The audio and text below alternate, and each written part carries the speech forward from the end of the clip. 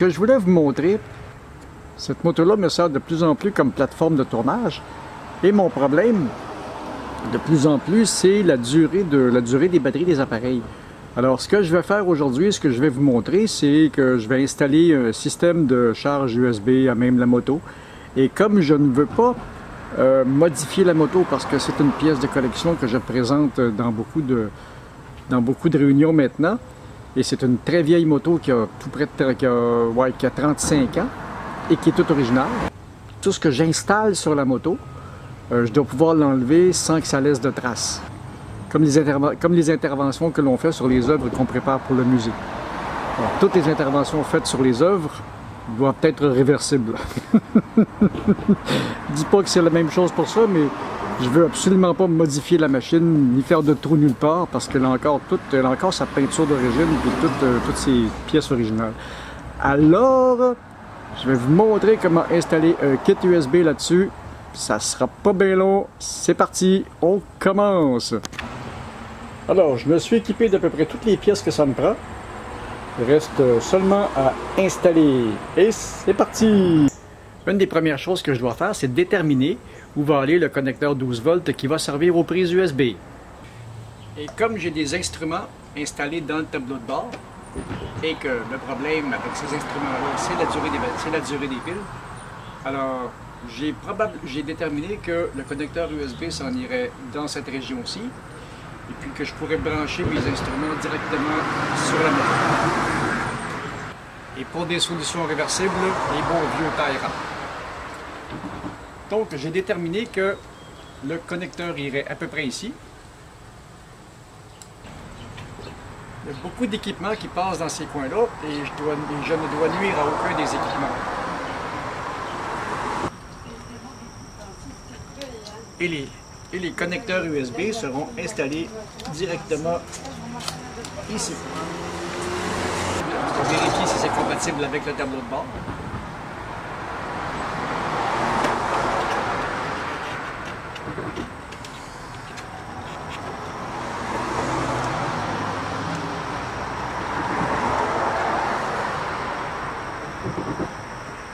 Et oui, c'est génial ça. Maintenant, on va s'occuper de l'électrique. Tout le système pour le démarreur et pour la batterie est ici. Donc on va prendre du courant ici, on va emmener ça en avant. Et naturellement, toute installation sérieuse se doit d'avoir des fusibles. Et voilà, on va aller se connecter là. Ce sont les connexions de sortie de la batterie qui vont au démarreur. Même si le contact n'est pas mis sur la moto, j'ai quand même accès à du courant sur mes ports USB. Et j'aime beaucoup les connecteurs mécaniques. Comme ça tient solide. On va commencer par couper le courant. J'ai beaucoup fait de travaux de ce genre-là sur des véhicules à une certaine époque, mais maintenant c'est très rare que je fais ça. C'est pas la façon la plus recommandée, mais au moins comme ça, j'aurai pas d'interruption de...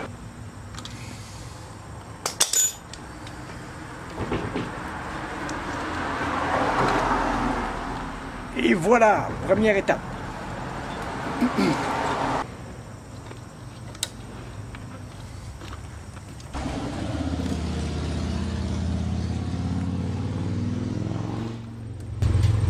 Quand on ne veut pas démonter, c'est comme ça que ça se passe.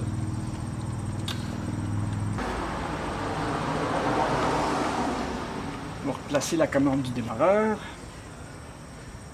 Ça, je vais faire tenir ça ici comme ça. Maintenant, il faut juste passer le filage dans le châssis de la moto.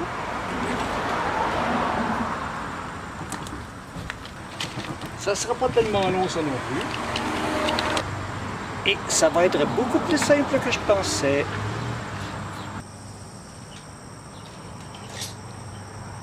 L'idée, c'est que je ne veux pas avoir de choses qui paraissent à part cette petite connexion-là.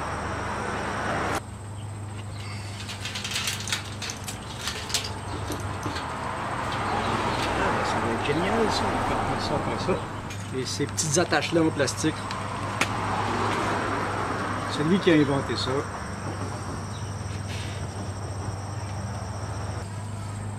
Je pensais que ce serait plus facile que de travailler dans un tableau de bord d'automobile. Ça a l'air que c'est aussi compliqué. Parce que j'ai beaucoup travaillé dans des tableaux de bord d'automobile, parce que j'ai beaucoup installé d'autoradio et de divers équipements. Je suis quand même assez à l'aise avec ces choses-là. De belles attaches noires pour que rien paraisse. Là, nous allons relier le courant rouge.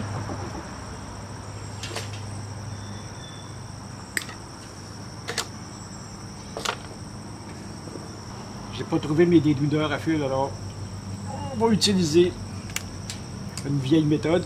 Ça fonctionne quand même. J'aurais pu aussi me brancher directement ici dans le tableau de bord, mais là, ça demande trop de modifications, mais je veux rien modifier. Maintenant, ça devrait pas être très compliqué, ça non plus. Il s'agit de trouver quelque chose pas très loin du moteur qui est relié à la masse de la moto. Ça va être le test le plus simple. Pourquoi ça marche pas, asti? Ah!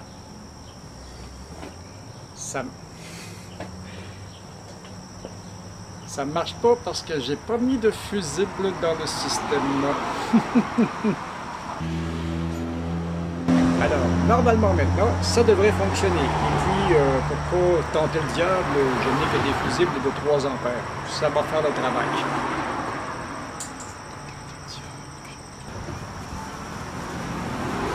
Et voilà, j'ai trouvé une source de masse. Alors, il y a juste à me brancher là, et puis le travail va être terminé. Oui.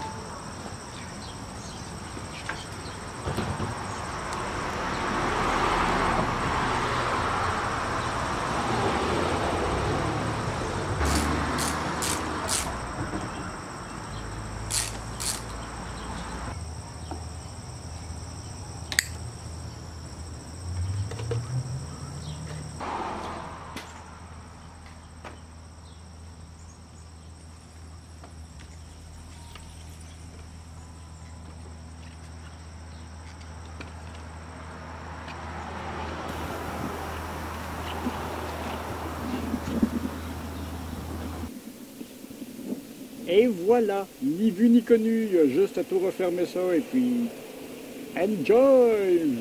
J'ai des prises USB sur ma vieille moto. Salut tout le monde! Si vous avez aimé ça, mettez-moi un petit like sur la vidéo, partagez les vidéos et puis abonnez-vous. Salut!